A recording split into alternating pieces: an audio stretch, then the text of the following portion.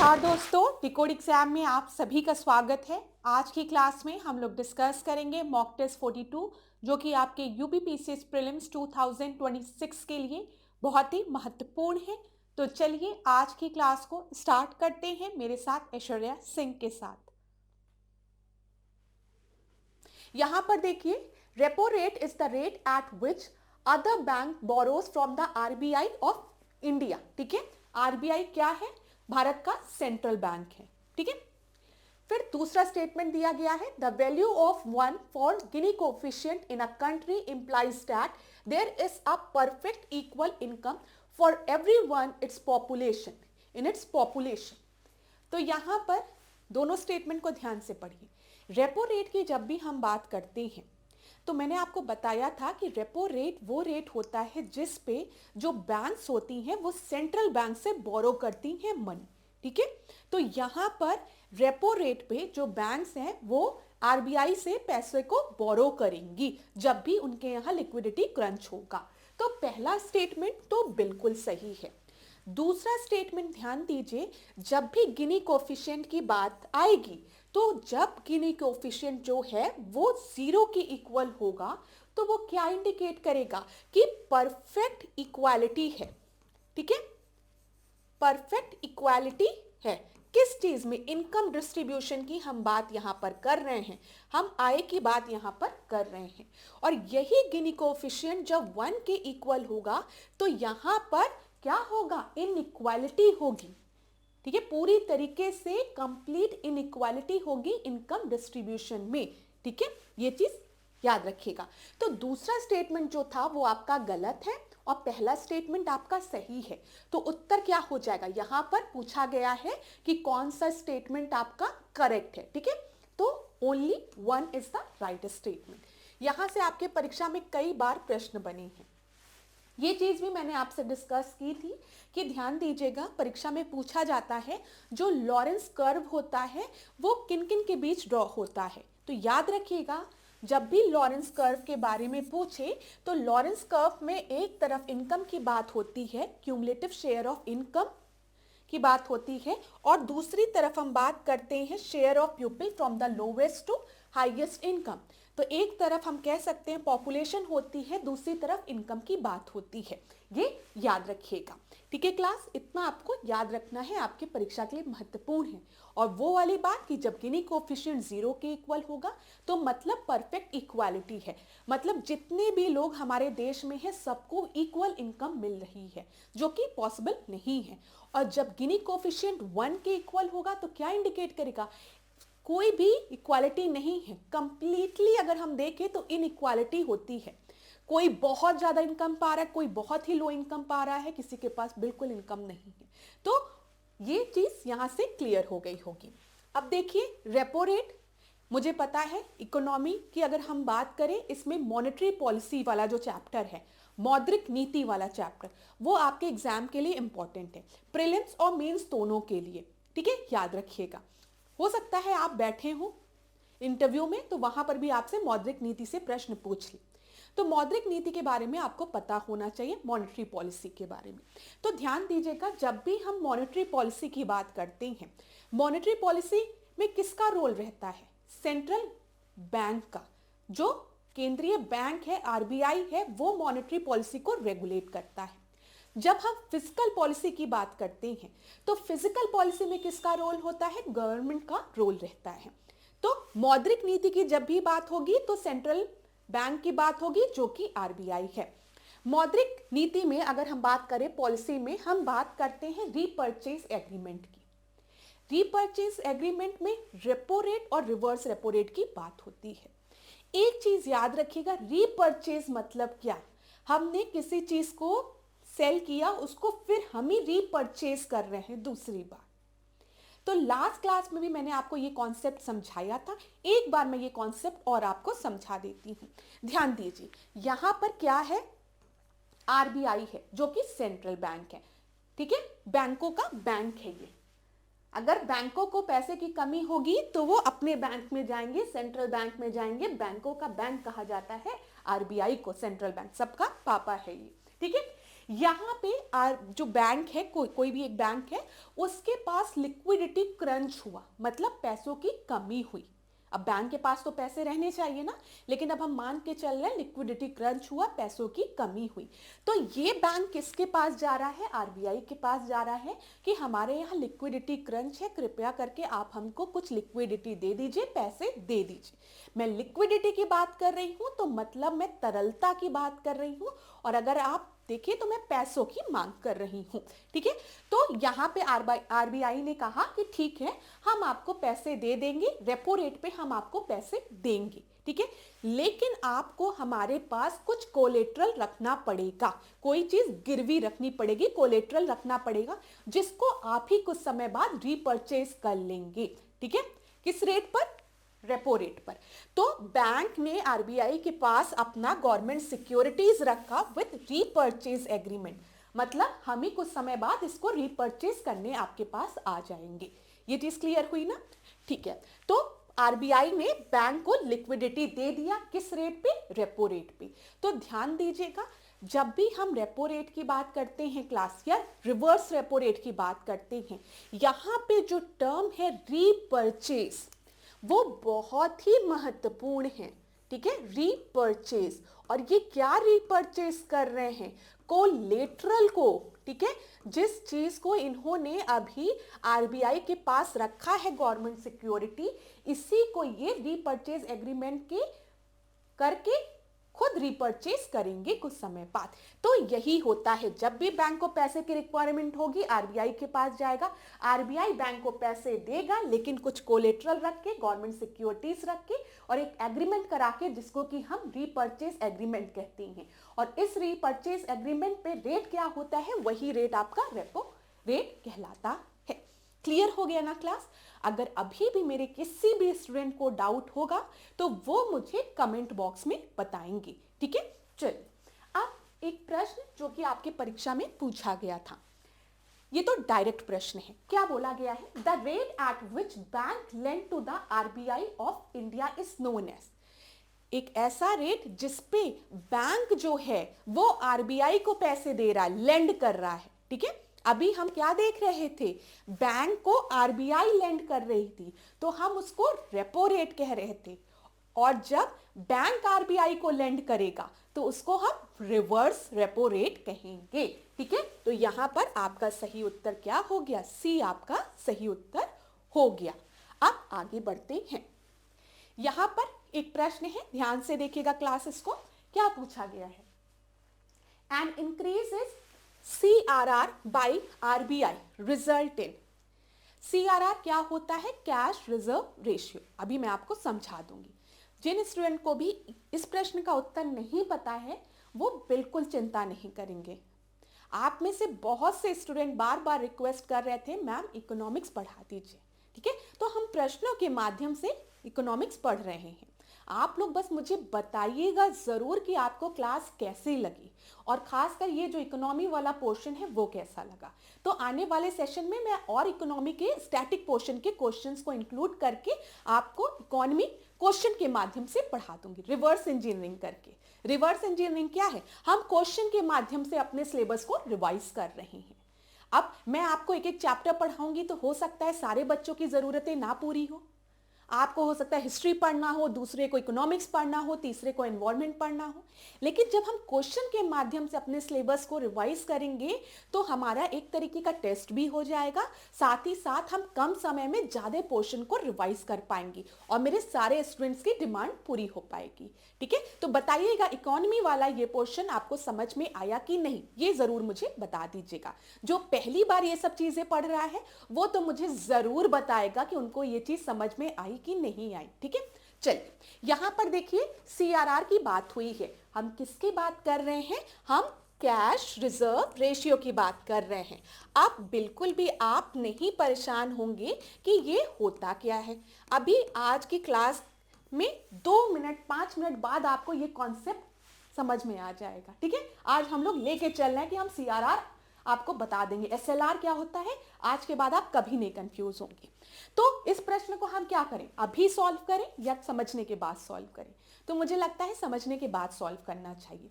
तो जिन स्टूडेंट को सीआरआर का कॉन्सेप्ट आता है वो क्या करिए, अपना आंसर को मार्क कर लीजिए, ठीक है। जब मैं आपको उत्तर बताऊंगी तो आप उसको मैच कर लीजिएगा।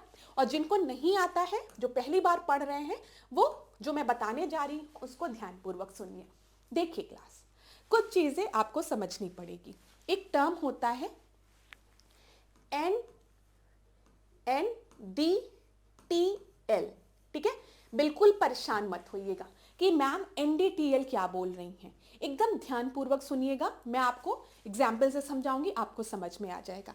इसका जो फुल फॉर्म होता है क्लास, वो क्या होता है, नेट, देखिए net demand and time liability, ठीक है। हमने क्या बोला, NDTL, N stand for the net, D stand for the demand, T stand for the time and L stand for the liability. Clear है? जहां पर भी लिख रहे हैं नोट डाउन कर लीजिए।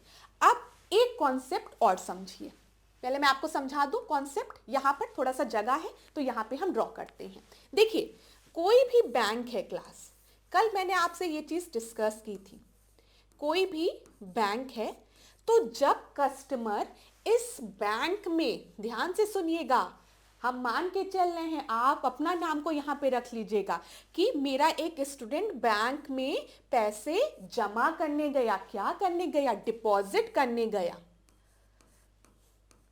तो जब भी कोई कस्टमर बैंक में पैसे को डिपॉजिट करता है तो वो बैंक के लिए एक लायबिलिटी होती है। क्यों लायबिलिटी होती है ये? क्योंकि बैंक को डिपॉजिटर के पैसे कुछ समय बाद लौटाने रहते हैं विथ इंटरेस्ट, ठीक है। ये ध्यान से समझिएगा, जब भी बैंक में कोई भी कस्टमर पैसे ले जाके डिपॉजिट करता है तो बैंक के ऊपर एक लायबिलिटी होती है कि बैंक को कुछ समय बाद उसके पैसे को रिटर्न करना है विद इंटरेस्ट। और जब बैंक किसी कस्टमर को पैसे देता है तो वो बैंक के लिए क्या होता है, एसेट होता है, ठीक है। वो बैंक के लिए एसेट होता है क्योंकि बैंक को पता है जिस कस्टमर ने मुझसे लोन लिया है वो कुछ समय बाद अपने लोन को चुकाएगा इंटरेस्ट के साथ, तो बैंक के लिए वो उसका एसेट होता है। और बेचारा बैंक दुखी कब होता है, वो परेशान कब होता है, जब कस्टमर ने जो पैसे लिए हैं, लोन लिए हैं बैंक से, वो उस लोन को वापस नहीं कर पाते हैं। तब उस समय यही जो बैंक के लिए एसेट होता है वो NPA में कन्वर्ट हो जाता है, जिसको कि हम क्या कहते हैं, नॉन परफॉर्मिंग एसेट, ठीक है, नॉन परफॉर्मिंग एसेट। और आप लोग न्यूज़पेपर में पढ़ते होंगे बैंक डूब गया क्योंकि नॉन परफॉर्मिंग एसेट वहां का बहुत ज्यादा था। कस्टमर ने जो पैसे बैंक से लिए थे वो बैंक को वापस ही नहीं किए, ठीक है। ये चीज याद रखिए। अब यहां पे जो आपको समझना था वो ये शब्द था लायबिलिटी, ठीक है। तो हमेशा कोई आपसे पूछे कि बैंक के लिए लायबिलिटी क्या होती है, तो बैंक की लायबिलिटी उस डिपॉजिट पर बनती है जो कि डिपॉजिटर उनके यहाँ लाके रखता है, क्योंकि बैंक को पता है कि कुछ समय बाद हमको उस आदमी के पैसों को वापस करना रहता है। ये चीज क्लियर हो गई ना? अब मुझे बताओ, आप में से ज्यादातर स्टूडेंट्स अपने अकाउंट खुलवाते होंगे बैंक में, कुछ लोग सेविंग अकाउंट खुलवाते होंगे, ठीक है, सेविंग अकाउंट खुलवाते हो ना, कुछ का करंट अकाउंट होता होगा, जो लोग बिजनेस करते हैं वो लोग करंट अकाउंट खोलते हैं। इसी तरीके से आपके मम्मी पापा आप लोगों के लिए पैसा जमा करके रखते हैं, मेरे पिताजी ने मेरे लिए इतने करोड़ की FD बनवाई है ना, तो फिक्स डिपॉजिट भी करते हैं।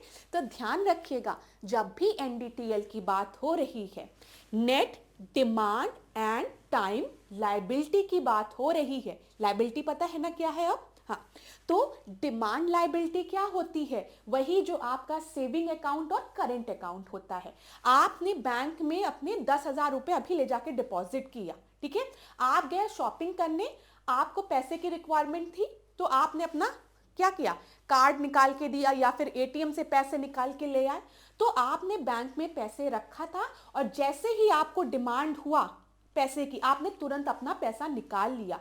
तो हम सेविंग अकाउंट और करंट अकाउंट से जब मन करता है पैसे निकाल लेते हैं ना, तो वो सब किस में आता है? वो सब डिमांड लायबिलिटी में आता है, जब जरूरत तब पैसे निकाल लिए, ठीक है। इसी तरीके से टाइम लायबिलिटी होती है, जैसे कि हमारे फिक्स डिपॉजिट, हमने कुछ समय के लिए बैंक में अपने पैसे को फिक्स कर दिया और बोल दिया कि 5 साल के लिए एफडी हमने करवा दी, तो आफ्टर दैट इंटरवल 5 साल के बाद ही हम कोशिश करेंगे अपने एफडी को तोड़वाने की। तो ये क्या है? टाइम लायबिलिटी है, कुछ समय के लिए हमने बैंक में पैसे अपने डिपॉजिट कर दिए। तो यही सब डिमांड और टाइम लायबिलिटी मिलकर एनडीटीएल फॉर्म करती है। क्लियर हो गया ना स्टूडेंट्स? समझ में आ गया ना? अब हमेशा याद रखिएगा, कोई भी आपसे पूछेगा बैंक की लायबिलिटी कौन सी होती है, तो डिपॉजिटर जो पैसे बैंक में सबमिट करते हैं वो बैंक की लायबिलिटी है, क्योंकि बैंक को डिपॉजिटर को जो डिपॉजिट कर रहे हैं पैसे, उनको वो पैसे वापस लौटाने हैं। ये डिमांड लायबिलिटी भी हो सकती है, टाइम लायबिलिटी भी हो सकती है। तो डिमांड लायबिलिटी जैसे हमने करंट या सेविंग अकाउंट से पैसे जब मन करे तब हम निकाल ले।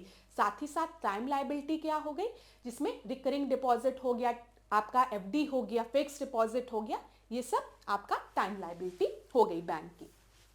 चलो, इतना समझ में आ गया होगा आप लोगों को। अब ध्यान से देखिएगा जो बताने जा रही हूं।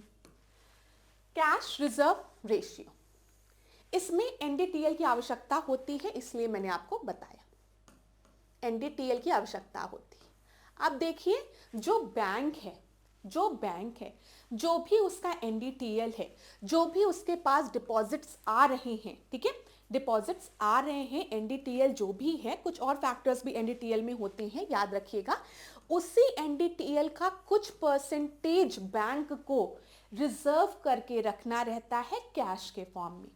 नाम क्या लिखा है? पहला लेटर जो है वो कैश है, मतलब नगद, ठीक है। फिर ये रिजर्व करना है, संरक्षित करना है। तो कैश रिजर्व रेशियो में बैंक के पास जो भी लायबिलिटी है, जो भी डिपॉजिट है, उसके कुछ परसेंटेज को बैंक को रिजर्व करके रखना है, कैश के फॉर्म में संरक्षित करके रखना है, नगद के फॉर्म में, ठीक है। तो यही दिया गया है कि जो भी कस्टमर, देखिए नगद के फॉर्म में कहां पर? आरबीआई के पास, ठीक है। अब एग्जाम्पल के थ्रू समझते हैं। आप समझो कि यहाँ पर जो कस्टमर हैं, ढेर सारे कस्टमर, उन्होंने बैंक में 1,000 रुपए, हम एक स्मॉल अमाउंट लेके चल रहे हैं ताकि स्टूडेंट्स को समझ में आए। जितने भी कस्टमर हैं सबने टोटल मिला के बैंक में 1,000 रुपए डिपॉजिट कर दिए, ठीक है। आरबीआई ने कहा, सेंट्रल बैंक ने कहा कि जो भी डिपॉजिट है, जो भी एनडीटीएल है, इसी को हम एनडीटीएल कह रहे हैं, ठीक है।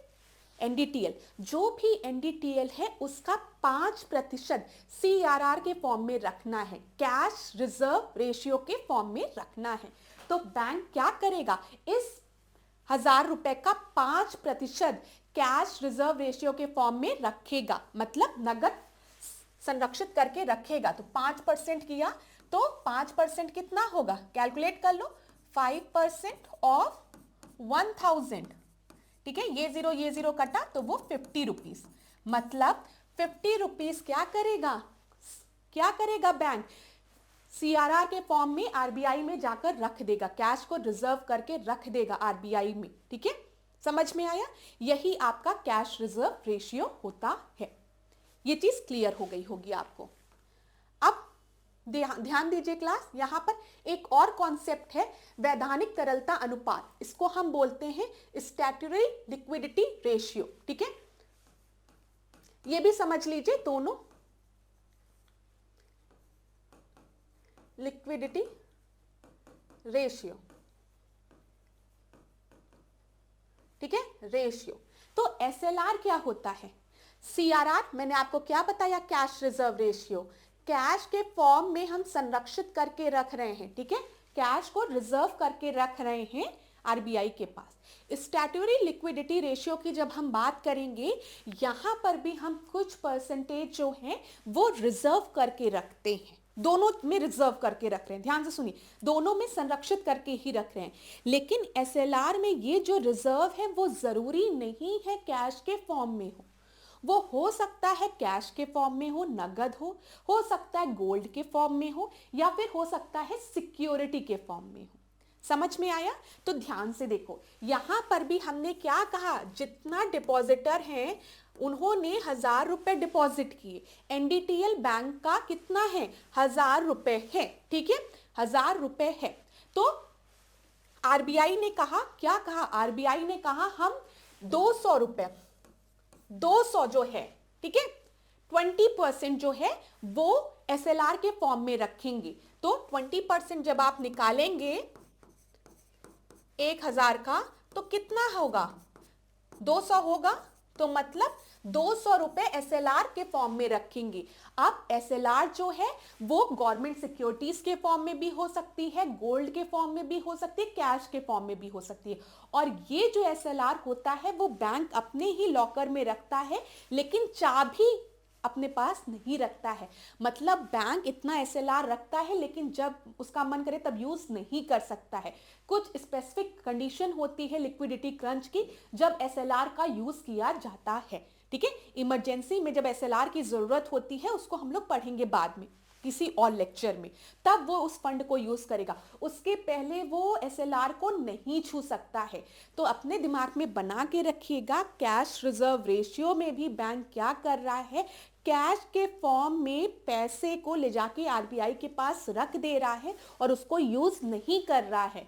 एसएलआर में भी क्या हो रहा है, कुछ परसेंट जो है बैंक लॉकर में रख दे रहा है, कैश के फॉर्म में या फिर बॉन्ड के फॉर्म में या फिर गोल्ड के फॉर्म में लॉकर में, लेकिन बैंक उसको यूज नहीं कर रहा है। जब मैं कह रही हूं कि बैंक उसको यूज नहीं कर रहा है, मतलब बैंक उसको किसी कस्टमर को लोन के फॉर्म में नहीं दे रहा है। इतने पैसे बैंक को संरक्षित करके रखना ही रखना है सारे बैंक्स को। ये चीज समझ में आ गया? तो सीआरआर एसएलआर आपको समझ में आ गया होगा। अब देखो ये जो प्रश्न है, अब प्रश्न देखेंगे क्लास। बोला गया है an increase in CRR by RBI of India result in, ठीक है, किस चीज में रिजल्ट होगा, decrease in debt of the government. यहां पे बोला गया है जो कर्जा है गवर्नमेंट का उसमें डिक्रीज होगा, ठीक है। तो अभी आप बताओ, मैंने इतनी चीज आपको बताई, इसमें मैंने कहीं पे भी सरकार की बात की, गवर्नमेंट की बात की? अरे भाई हम लोग मौद्रिक नीति की बात कर रहे हैं, और मौद्रिक नीति में किसका कंट्रीब्यूशन होता है, कौन रेगुलेट करता है, सेंट्रल बैंक रेगुलेट करती है, गवर्नमेंट का पार्टिसिपेशन नहीं होता है। फिर देखो attracting more FDI in a country, अरे मैंने कहीं पे भी फॉरेन इन्वेस्टमेंट की बात की है, मैंने एफडीआई की बात की है? नहीं की है, कोई मतलब नहीं। More flow of credit to the desired sector, अरे कुछ नहीं, ऐसा कुछ नहीं है। बस आप समझिए यहां पर आपका सही उत्तर जो है वो बी होगा। अब देखो, जब भी बैंक सीआरआर को बढ़ाएगा क्लास, जब भी जो आरबीआई है वो सीआरआर को बढ़ाएगा सेंट्रल बैंक को, तो इसका मतलब आप लोग क्या समझ रहे हैं, जो बैंक हैं उनको ज्यादा पैसा रिजर्व करके रखना पड़ेगा कैश के फॉर्म में। हाँ, अगर हम कहें सीआरआर 5% था, ठीक है, और एनडीटीएल जो था वो 1000 रुपए था, जैसा कि हमने पहले एग्जाम्पल में लिया, तो बैंक को कितना सीआरआर रखना पड़ेगा बताओ? 1000 का आप 5% निकाल लीजिए, कितना आएगा जल्दी से बताओ, ठीक है। मैम की गणित थोड़ी कमजोर है तो 50 आएगा, ठीक है क्लास। 50 रुपए बैंक को सीआरआर के फॉर्म में रखना है। तो मतलब बैंक के पास कितना पैसा बचा, 1000 में से 50 को माइनस करो तो बताओ कितना बचा। तो यहां पर 950 रुपए बचे बैंक के पास, जो बैंक अपने कस्टमर को लोन दे सकता है, ठीक है। अब एग्जाम्पल के फॉर्म में समझो। यहां पे मैंने आपसे कहा बैंक का जो एनडीटीएल था, बैंक के पास जो डिपॉजिट थे वो 1000 रुपए थे। सेंट्रल बैंक ने, आरबीआई ने बैंक से कहा कि आपको 5% सीआरआर रखना ही है। तो 5% हमने निकाला तो 50 रुपए आए, ठीक है। तो 50%, अरे 50 रुपए जो हैं वो बैंक अपने पास कैश के फॉर्म में रख देगा, उसको यूज नहीं करेगा, ठीक है। वो एकदम रिजर्व करके रख दिया गया आरबीआई के पास, सेंट्रल बैंक के पास, ठीक है, वो यूज नहीं करेगा। अब बैंक के पास कितना पैसा बचा, 950 रुपए। अब इन 950 रुपए का ही बैंक क्या करेगा, पैसे कस्टमर्स को दे पाएगा, ठीक है।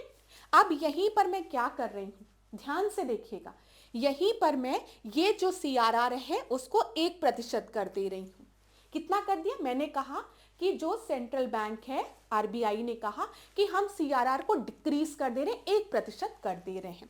तो उस कंडीशन में क्या होगा, 1% आप निकालोगे तो वो 10 रुपए आ जाएगा। 10 रुपए आएगा ना, 10 रुपए। तो मतलब अब बैंक के पास कितना रुपए बचेगा? 1000 रुपए में से अगर हम 10 रुपए माइनस कर दे तो कितना होगा बताओ? 990 रुपए ना। तो मतलब बैंक 990 रुपए अपने डिपॉजिटर को लेंड कर सकता है। तो बताओ किसमें बैंक के पास ज्यादा पैसा बच रहा है, जब CRR ज्यादा था या CRR कम था? CRR ज्यादा था तो बैंक के पास 950 रुपए बच रहे थे। CRR को जब हमने कम कर दिया तो अभी बैंक के पास 990 रुपए बच रहे हैं। तो लिक्विडिटी कहाँ ज्यादा आपको दिख रही है? लिक्विडिटी इस केस में ज्यादा दिख रही है 990 वाले में, जब CRR कम है। समझ में आ गया क्लास? अगर समझ में आ गया होगा तो प्लीज मुझे कमेंट बॉक्स में बताइएगा। अगर नहीं समझ में आया होगा तो भी मुझे कमेंट बॉक्स में आप लोग बता सकते हैं। बिल्कुल मत परेशान होइएगा, ठीक है? मुझे कमेंट बॉक्स में बता दीजिएगा, मैम एक बार और एक्सप्लेन कर दीजिएगा। बस लिखिएगा थोड़े प्रेम के साथ कि मैम एक बार और एक्सप्लेन कर दीजिएगा, ठीक है? तो यहां पर ध्यान दीजिए, जब जब CRR बढ़ाया जाएगा इसका मतलब क्या है? बैंक को ज्यादा पैसे रिजर्व करके रखने पड़ेंगे कैश के फॉर्म में। मतलब बैंक के पास जो पैसे बचे हैं वो कम होंगे। CRR ज्यादा था, बैंक के पास 950 रुपए थे, CRR को कम कर दिया गया, बैंक के पास 990 रुपए बचे अपने कस्टमर को लेंड करने के लिए। मतलब लिक्विडिटी बैंक के पास बढ़ी। तो देखो क्या हुआ, CRR को जब हम इंक्रीज कर रहे हैं तो क्या हो रहा है? Reduction in liquidity in the economy, ठीक है? लिक्विडिटी कम हो जा रही है इकोनॉमी में। अब बैंक के पास जब कम पैसे बचेंगे तो बैंक क्या करेगा? अपने कस्टमर्स को जो पैसे लोन में देगा उसमें ज्यादा इंटरेस्ट लगाएगा। समझ में आया? ध्यान दो, इस चीज को भी ध्यान दो क्लास। अभी एक चीज आप लोगों को क्लियर हो गई होगी, ध्यान से सुन लीजिए, फिर हम लोग अगले प्रश्न पे मूव करेंगे। मैंने आपको दिखाया, क्या बताया मैंने आपको? यहीं पर हम देखते हैं, इसको इरेज कर देते हैं, इरेज ऑल इन, ठीक है? अब देखो मैंने आपको बताया जब भी CRR ज्यादा होगा, ठीक है, हमने CRR को बढ़ाया तो जो बैंक के पास पैसे हैं, जो भी बैंक के पास लिक्विडिटी है बैंक के पास, ठीक है, वो कम हो जाएगी। बैंक के पास कम पैसे होंगे और बैंक को भी ज्यादा कैश को रिजर्व करना पड़ेगा। तो उस केस में बैंक क्या करेगा? बैंक अपने कस्टमर को जो भी पैसे देगा लोन में वो एक हाई इंटरेस्ट पे देगा। समझ में आ रहा है? वो एक हाई इंटरेस्ट पे देगा। अब बैंक को ज्यादा पैसा देना है, ठीक है, तो बैंक भी क्या करेगा? बैंक के पास पैसे कम होंगे, रिजर्व ज्यादा करना होगा, तो बैंक भी इंटरेस्ट ज्यादा लगाएगा कस्टमर से। और जब बैंक ज्यादा लोन पे ज्यादा इंटरेस्ट पे लोन देगा तो कस्टमर नहीं जाएगा बैंक के पास पैसे लेने। और यहीं पे बैंक अगर कह दे कि हमारा इंटरेस्ट रेट एकदम घट गया, जिसको आना है लोन लो, बस 1% इंटरेस्ट हम लेंगे, तो सब लोग पहुंच जाएंगे, चलो चलो चलो बैंक से लोन ले लेते, 1% इंटरेस्ट तो देना है। तो सबके जेब में क्या आ जाएगा? पैसा आ जाएगा। और जैसे ही सबके जेब में पैसा आएगा लोग क्या खरीदेंगे? खरीदारी करेंगे, डिमांड बढ़ेगी। और जैसे ही डिमांड बढ़ेगी, तो हमने डिमांड सप्लाई की बात की है, सप्लाई अभी कांस्टेंट है, डिमांड अचानक से बढ़ जाएगी तो इन्फ्लेशन आ जाएगा। तो कहीं ना कहीं मॉनेटरी पॉलिसी के थ्रू हम मुद्रास्फीति को ही कंट्रोल कर रहे हैं। याद रखिए, जब जब CRR ज्यादा होगा मतलब बैंक के पास लिक्विडिटी कम होगी, बैंक क्या करेगा? इंटरेस्ट ज्यादा लगाएगा उस केस में, ठीक है? लोन देने के लिए बैंक के पास पैसे कम होंगे तो क्या होगा? इकोनॉमी में लिक्विडिटी कम होगी, क्योंकि बेचारे लोगों के पास जेब में पैसे नहीं रहेंगे। जैसे ही हम CRR को कम कर देंगे, बैंकों के पास पैसे आ जाएंगे, तो बैंक भी दिल खोल के पैसे बांटेगा और लोग दौड़ के पैसे लेंगे और लोगों के पास लिक्विडिटी आएगी, पैसे आएंगे। समझ में आ गया होगा, ठीक है क्लास? इतनी चीजें क्लियर हो गई। यहां पर देखिए, reserve bank of India mandates the commercial bank to hold certain minimum amount of deposit as a reserve with RBI, जो कि CRR है और कैश के फॉर्म में रिजर्व होता है RBI में, ठीक है? The percentage of cash required to be kept in a reserve as against the banks total NDTL. मैंने हर चीज आपको बता दी है यहाँ पर। एनडीटीएल क्या होता है, सीआरआर क्या होता है, एसएलआर क्या होता है। बस याद रखिएगा एसएलआर में भी हम रिजर्व करके रख रहे हैं, लेकिन उसमें कैश भी हो सकता है, ठीक है, बॉन्ड भी हो सकता है, सिक्योरिटी भी हो सकती है और गोल्ड भी हो सकता है। ठीक है, ये चीज क्लियर हो गई। चलिए अब नेक्स्ट क्लास में हम लोग और भी कॉन्सेप्ट पढ़ेंगे।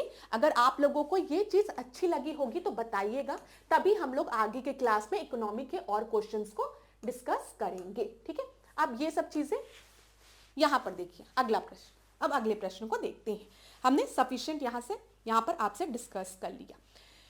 प्राथमिक एवं उच्च प्राथमिक विद्यालयों में शिक्षकों की उपस्थिति ऑनलाइन दर्ज करने के लिए प्रदेश सरकार ने निम्नलिखित में से मोबाइल ऐप को बनाया है। किस मोबाइल ऐप को बनाया है? तो बोला गया state government record online attendance of teaching in the primary and upper primary school. किस मोबाइल ऐप के थ्रू? तो यहाँ पर सबसे पहले दीक्षा ऐप दिया है, संकल्प दिया है, प्रेरणा दिया है और स्वयं प्रभा दिया है। तो आपका सही उत्तर क्या है यहाँ पर? प्रेरणा ऐप। प्रेरणा ऐप लॉन्च की गई है ना टीचर्स के अटेंडेंस को लगाने के लिए, तो प्रेरणा ऐप है। ठीक है, चलिए सी आपका सही उत्तर था। अगला प्रश्न हम देखते हैं, ध्यान दीजिए। In which year was the right to education act implemented by the state government? Right to education की बात की गई है 2009 में, 2008 में, 2013 में, 2011 में। तो ये तो आप सभी को पता होगा। आरटीई एक्ट की बात करें, हम राइट टू एजुकेशन की बात करें तो ये 2010 में आया था, लेकिन स्टेट गवर्नमेंट ने, हमारी सरकार ने इसको कब इंप्लीमेंट किया था? 2011 में, याद रखिएगा। और क्या क्या चीजें हैं, जब हम फंडामेंटल ड्यूटीज की बात करते हैं तो उसमें भी हम लोग डिस्कस करते हैं ना कि 42nd कॉन्स्टिट्यूशनल अमेंडमेंट एक्ट के थ्रू हमारे संविधान में फंडामेंटल ड्यूटीज को, मौलिक कर्तव्य को जोड़ा गया। जब इसको जोड़ा गया था स्वर्ण सिंह कमेटी के रिकमेंडेशन पे, तो फंडामेंटल ड्यूटीज कितनी थी? खाली 10 थी। बाद में एक 86th कॉन्स्टिट्यूशनल अमेंडमेंट हुआ, ठीक है, संविधान संशोधन हुआ, जिसके के थ्रू एक और फंडामेंटल ड्यूटीज को जोड़ा गया जो कि एजुकेशन से रिलेटेड थी। ठीक है, इसी तरीके से हम राइट टू एजुकेशन की बात किसमें करते हैं? आर्टिकल 21A में हम बात करते हैं।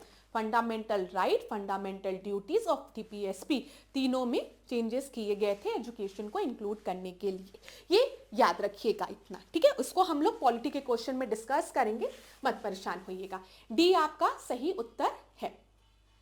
चलिए यहां पर देखिए, शिक्षा का अधिकार अधिनियम जो भारत की संसद का एक अधिनियम था, जिसे देश में 4 अगस्त 2009 को लागू किया गया, और उत्तर प्रदेश सरकार द्वारा अगर हम देखेंगे तो 2011 को केंद्रीय शिक्षा मंत्री, केंद्रीय शिक्षा अधिकारी नियम 2009 के प्रावधानों के अनुसार प्रदेश में लागू किया गया। याद रखिएगा ये चीज। आगे बढ़ते हैं अगले प्रश्न पे। अगला प्रश्न देखिए क्लास क्या है यहां पर, निम्नलिखित में से किस पर्यटक स्थल को दिव्य देशम के नाम से भी जाना जाता है? तो ये यूपी के क्वेश्चंस हैं कुछ। तो यहाँ पे दिया गया गढ़ मुक्तेश्वर को, सोरो को, बिठुर को, नैमिषारण को। तो यहाँ पर दिव्य देशम के नाम से हम जानते हैं नैमिषारण को। ठीक है, यहाँ पर डी आपका जो है वो आपका सही उत्तर है। ठीक है क्लास, यहाँ पर देखिए पौराणिक मान्यता के अनुसार नैमिषारण महर्षि दधीचि से संबंधित है। इससे यहाँ पर कितने ऋषियों ने की तपोभूमि मानी जाती है? 88,000 लोगों की तपोभूमि, ऋषियों की तपोभूमि मानी जाती है। नैमिषारण में 30,000 तीर्थ स्थान हैं। चलिए अगला प्रश्न हम देखते हैं। सूची 1 को सूची 2 के साथ हमें सुमेलित करना है। यहाँ ध्यान दीजिएगा, मुरादाबाद, प्रतापगढ़, सोनभद्र और गाजियाबाद दिया है। तो मुरादाबाद में कौन सी नदी है? मुरादाबाद में रामगंगा है। ए का थर्ड हो जाएगा, तो ए का थर्ड तो एक ही जगह दिया गया है। प्रतापगढ़ में अगर हम देखेंगे तो सही है, ठीक है। सोनभद्र में आप सभी को पता है सोन नदी है, और गाजियाबाद में हिंडन है। तो बी आपका सही उत्तर है। अब क्लास यहां पर हम देख लेते हैं एक बार। यहां ध्यान से देखिएगा, अगर इधर आप देखेंगे ये क्या है? ललितपुर। ये चीज़ें मैंने अपने स्टूडेंट्स को बहुत बार पढ़ाई है। जो बच्चे पहले से मेरे लेक्चर्स को देख रहे होंगे उनको अब ये सब चीज़ें रट गई होगी। लेकिन क्लास देखिए, ऐसा नहीं है कि यूपी स्पेशल से क्वेश्चन नहीं पूछा गया तो आने वाले भी एग्जाम्स में नहीं पूछा जाएगा। पैटर्न कब ये लोग बदल देते हैं हमें नहीं समझ में आता है, तो हमको अपनी तरफ से पूरी तैयारी करके जाना होगा। तो यहाँ पर देखिए ललितपुर है, इधर सोनभद्र है। ध्यान दीजिएगा जो बात मैं आपको बताने जा रही हूँ। मैंने आपको ये चीज़ बताई थी कि ललितपुर उत्तर प्रदेश का एकमात्र ऐसा क्या है, एकमात्र ऐसा डिस्ट्रिक्ट है जो कि उत्तर प्रदेश के खाली एक डिस्ट्रिक्ट के साथ अपनी बाउंड्री शेयर कर रहा है, ठीक है, और वो भी किसके साथ, झांसी के साथ, ठीक है। ललितपुर उत्तर प्रदेश का मात्र एक ऐसा डिस्ट्रिक्ट है जो कि उत्तर प्रदेश के खाली एक ही डिस्ट्रिक्ट के साथ अपनी बाउंड्री शेयर कर रहा है, वो है झांसी, ठीक है। यहां पर अगर हम सोनभद्र को देखेंगे तो सोनभद्र जो है वो कई स्टेट्स के साथ अपनी बाउंड्री शेयर कर रहा है। जैसे मध्य प्रदेश इधर मिल जाएगा आपको, इधर बिहार मिल जाएगा, झारखंड मिल जाएगा और छत्तीसगढ़ मिल जाएगा। इन सभी के साथ अपनी बाउंड्री कौन शेयर कर रहा है, सोनभद्र शेयर कर रहा है। और सोनभद्र में अगर हम नदी देखेंगे तो कौन सी है, ये सोन नदी है, याद रखिएगा, सोनभद्र में सोन नदी। इधर अगर आप देखेंगे ललितपुर झांसी में तो आपको बेतवा नदी मिलेगी, ठीक है, बेतवा मिलेगी। और अगर हम बात करें बेतवा की या चंबल की, CSBK की हम बात कर रहे हैं, चंबल, रिवाइज करिए क्लास, चंबल, सिंध, बेतवा, केन, ये किसकी ट्रिब्यूटरी है, ये सब यमुना की ट्रिब्यूटरी है। ये आपको क्लियर होगा। यहां पर आप देखिए ये यमुना नदी है, इधर आगरा में, ठीक है, इटावा में, इधर यमुना नदी आपको दिख रही होगी। इधर मध्य प्रदेश और यूपी के बॉर्डर पे आपको कौन सी नदी दिख रही, चंबल दिख रही है, ठीक है। तो चंबल हो गई पहली ट्रिब्यूटरी। फिर आप इधर बढ़ेंगे तो इधर आपको सिंध मिलेगी, बेतवा मिलेगी, ठीक है, ध्यान दीजिएगा। ये आपकी यमुना जाके प्रयागराज में किससे मिल रही, गंगा से मिल रही है, ठीक है। और अभी तो आप लोग स्नान करने जा रहे हैं कि नहीं, बताइए कमेंट बॉक्स में कि आप लोग स्नान कर चुके। चलिए, तो यहाँ पर ध्यान दीजिएगा, प्रयागराज में जो यमुना है वो गंगा से मिल जा रही है और गंगा की ट्रिब्यूटरी याद रखिएगा, चंबल, सिंध, बेतवा, केन, इतनी चीजें आपको याद रहेगी। ऊपर अगर हम देखेंगे यहाँ पर ये तो गंगा नदी आ रही है पूरी आपकी, ये गंगा फ्लो कर रही है, ठीक है। और लखनऊ में अगर हम देखेंगे तो कौन सी नदी मिलती है, गोमती नदी मिलती है ना। गोरखपुर में आप आएंगे, गोरखपुर में इधर श्रावस्ती, बलरामपुर, सिद्धार्थनगर, ठीक है, गोरखपुर, ये कौन सी नदी है, ये राप्ती नदी है, ठीक है। और इधर आपको घग्गर नदी दिखेगी इधर की तरफ, देख लीजिए क्लास। तो एटलीस्ट आपको पता होना चाहिए कौन सा रिवर कहां पर फ्लो कर रहा। और इधर बॉर्डर पे अगर आप देखेंगे, बॉर्डर पे एकदम यूपी के, ठीक है, तो इधर आपको गंगटक रिवर मिलेगी। लेकिन जो महत्वपूर्ण रिवर है, देखिए ये जो रिवर सिस्टम है वो आपके प्रीलिम्स के लिए तो महत्वपूर्ण है ही है, लेकिन आपका काम ये थोड़ी ना कि बस प्रीलिम्स क्वालिफाई कर लिए फिर घर पे आराम से बैठेंगे। अरे मेंस भी क्वालिफाई करना है, मेंस में आंसर्स को लिखना है, मेंस में आपको पूरा यहाँ पर रिवर सिस्टम समझना पड़ेगा। तो हम उस समय के लिए क्यों छोड़ें, हमें अभी याद हो सकता है। तो हम यूपी की बात करेंगे तो आपके दिमाग में एकदम होना चाहिए कि यहाँ देखेंगे आप सहारनपुर से यमुना नदी एंटर कर रही है, फिर यमुना नदी चंबल से, यहाँ पर चंबल यमुना से आके मिल रही है इधर की तरफ। इधर गंगा रिवर सिस्टम है पूरा, इधर गोमती है, ठीक है, गोमती पीलीभीत से अगर आप देखेंगे तो गोमती रिवर आ रही है, कहां से, पीलीभीत से ना, पता है। फिर यहां पर हम देखेंगे तो घाघरा रिवर होगी, ठीक है, घग्गर रिवर। फिर इधर अगर हम देखेंगे तो राप्ती नदी, याद रहेगा ना क्लास। तो ये पूरा रिवर सिस्टम आपको याद होना चाहिए और मैं आपको याद भी कराऊंगी। यूपी का मैप तो मैं आप लोगों को रटवा दूंगी, बिल्कुल चिंता नहीं करना है। जो मेरे पुराने स्टूडेंट्स हैं आप उनसे पूछ भी सकते हैं कि मैम जो बोल रही हैं करवाएंगी कि नहीं। चल अगला प्रश्न देखते हैं। यहाँ पे गैस आधारित तापीय संयंत्र की बात की गई है, gas based thermal power plant की। औरैया ताप विद्युत केंद्र, ऊंचाहार ताप विद्युत परियोजना, दादरी ताप विद्युत परियोजना। तो यहाँ पर अगर हम देखेंगे थर्मल पावर प्लांट जो है वो आपका क्या है, वो आपका है, यहाँ पर देखिए औरैया ताप विद्युत केंद्र और कौन सा, दादरी ताप विद्युत केंद्र, थर्मल पावर प्लांट की बात की गई है। तो बी आपका सही उत्तर हो जाएगा।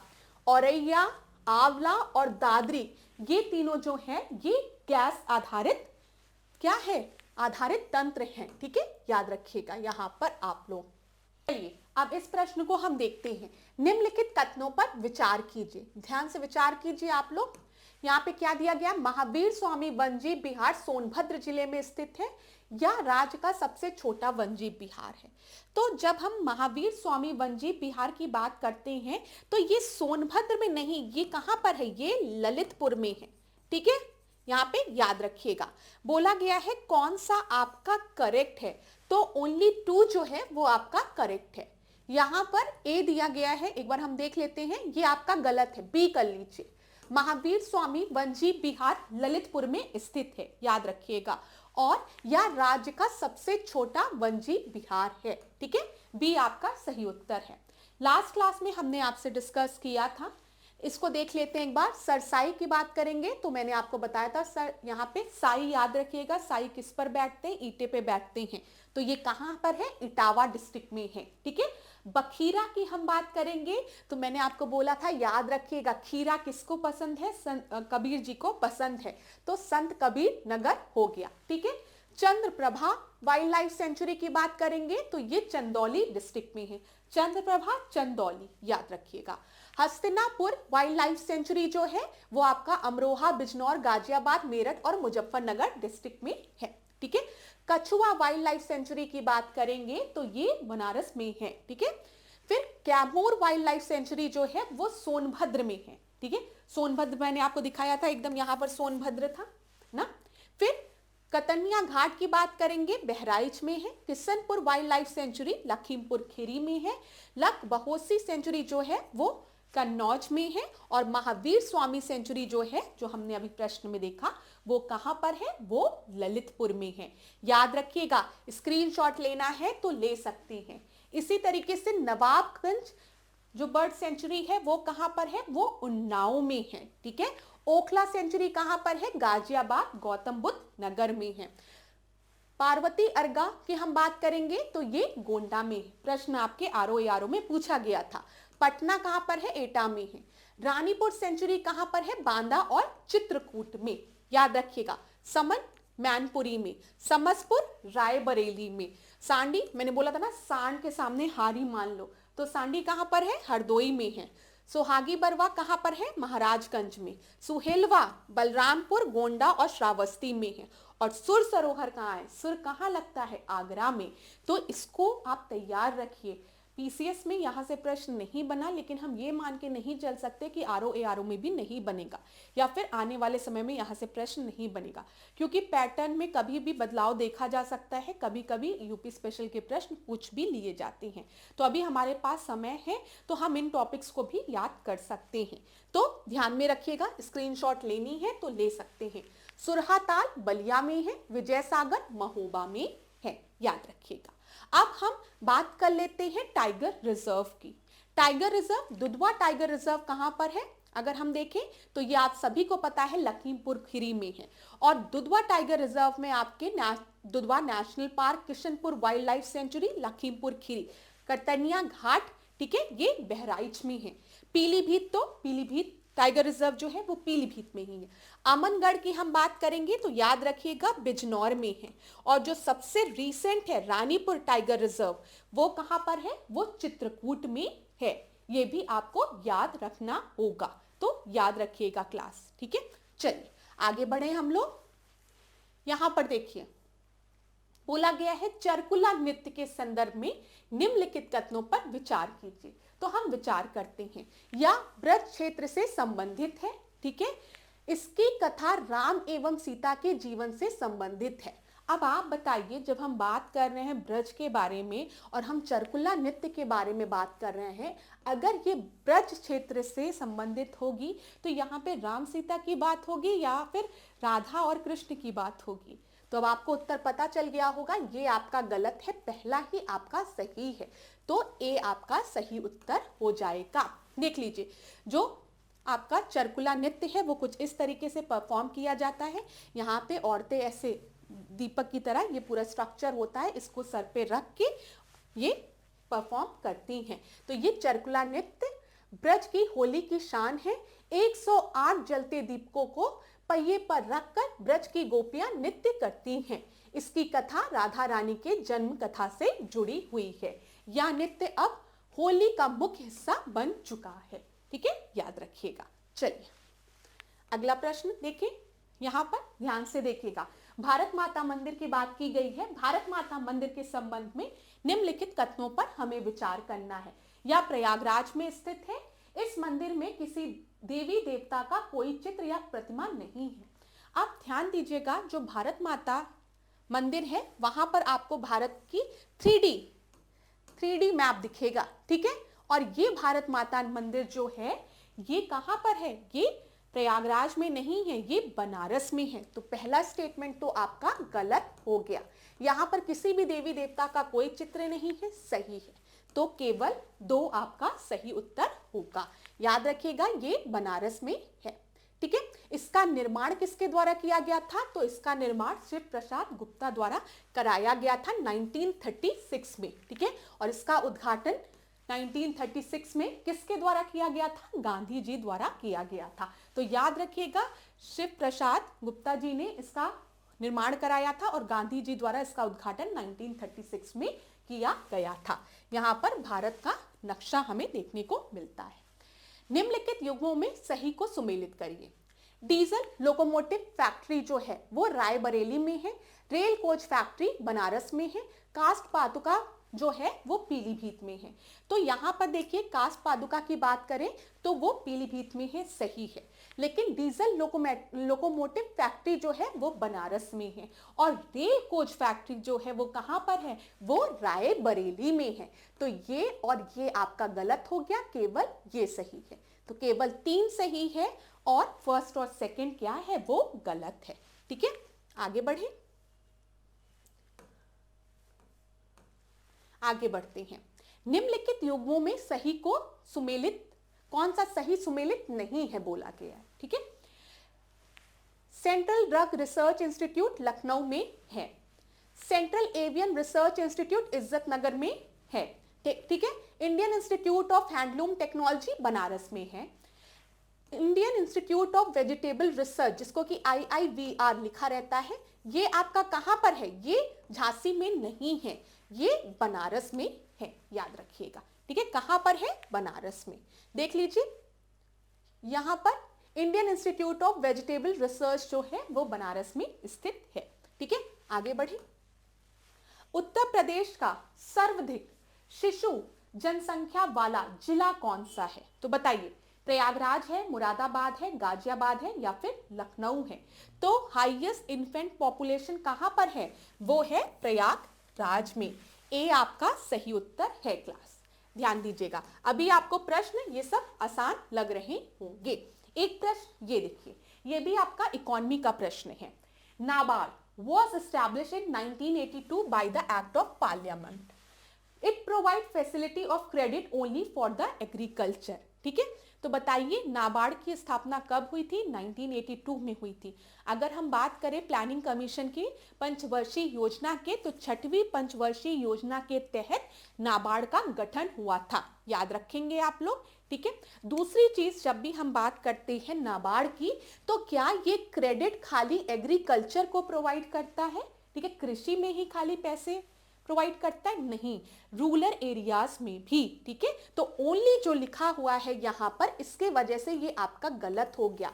एग्रीकल्चर प्लस रूरल एरियाज दोनों जगह नाबार्ड जो है वो फंड प्रोवाइड करता है, क्रेडिट प्रोवाइड करता है। ठीक है, ये यूपी ARO प्रीलिम्स 2016 का प्रश्न था, इसलिए डिस्कस कर लिया।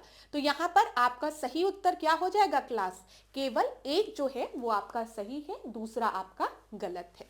ठीक है, अब यहां पर देखिए, apex institution to finance agriculture credit in India. तो एग्रीकल्चर क्रेडिट को फाइनेंस कौन करता है? नाबार्ड करता है। ये जरूर याद रखिएगा, 6वीं पंचवर्षीय योजना के तहत नाबार्ड आया था। चलिए अब इस प्रश्न को देखते हैं। Consider the following event and arrange these in chronological order. हमको क्या करना है? क्रोनोलॉजिकल ऑर्डर में इसको अरेंज करना है। मॉडर्न इंडिया का प्रश्न है, महत्वपूर्ण है। आप में से स्टूडेंट्स मुझे बताइए कि मॉडर्न इंडिया में किन किन स्टूडेंट्स को दिक्कत होती है, आधुनिक भारत में। ठीक है, तो मैं आपको आधुनिक भारत पढ़ा दूंगी, आपको कोई परेशानी नहीं होगी, क्वेश्चन के माध्यम से उसको पढ़ा दिया जाएगा, रिवाइज करा दिया जाएगा महत्वपूर्ण पॉइंट्स को।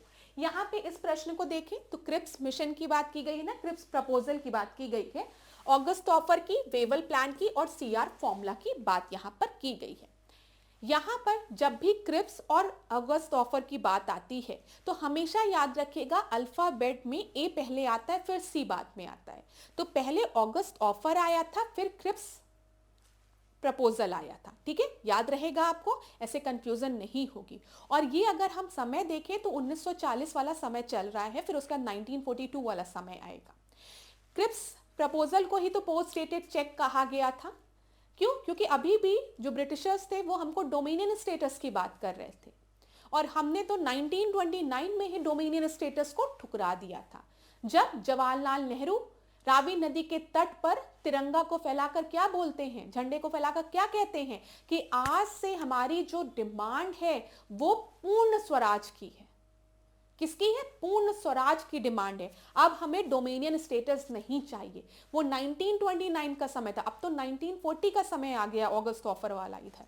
हाँ, तो इतने पहले हमने बात की थी और अभी भी आप डोमिनियन स्टेटस पे बैठे हुए हैं।